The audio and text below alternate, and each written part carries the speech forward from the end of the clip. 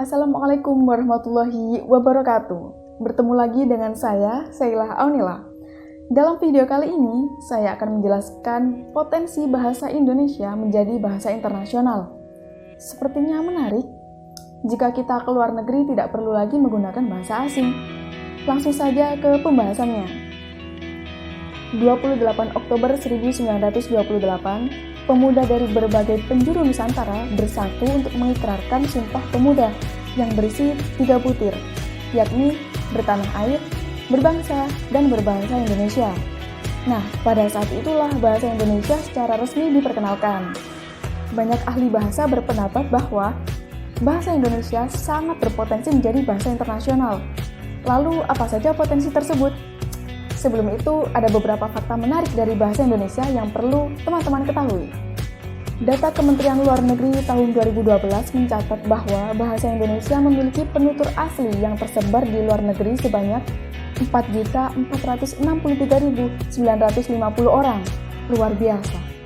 Sejak 2007, Vietnam menempatkan bahasa Indonesia sebagai bahasa asing kedua. Luar biasanya lagi, bahasa Indonesia sudah dipelajari di 45 negara di dunia, antara lain Australia, Jepang, Jerman, Korea, Rusia, Mesir, dan lain-lain. Hal ini menyebabkan bahasa Indonesia menempati peringkat ke-10 sebagai bahasa yang paling banyak dipelajari di berbagai negara. Di Australia, bahasa Indonesia menjadi bahasa yang wajib dipelajari dan ada 500 sekolah dasar yang mengajarkan bahasa Indonesia. Dan saat ini di Jepang ada beberapa universitas yang menyediakan jurusan bahasa Indonesia loh.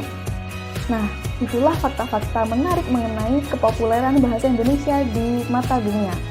Lalu bagaimana dengan potensi bahasa Indonesia menjadi bahasa internasional? Apa saja ya? Yang pertama, bahasa Indonesia dalam tahap penyempurnaan dari segi ejaan, lafal, dan gramatikal. Penyempurnaan ini bertujuan untuk menyesuaikan dengan zaman.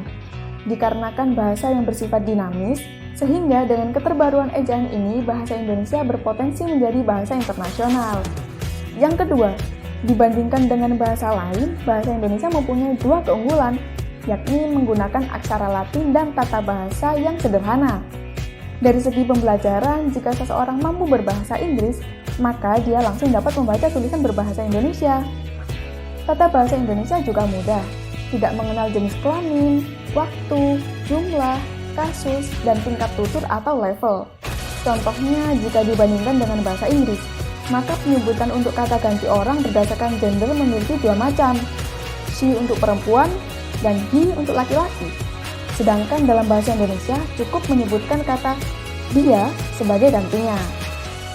Yang ketiga, bahasa Indonesia merupakan bahasa yang unik. Misalnya adalah pelafalan suatu kata dalam bahasa Indonesia dari awal huruf dan dari belakang huruf tanpa mengubah arti katanya. Contohnya pada kata ini, iri, apa, malam, masam, makam, kakak, kodok, dan sebagainya. Meskipun dibolak-balik, artinya tidak akan berubah.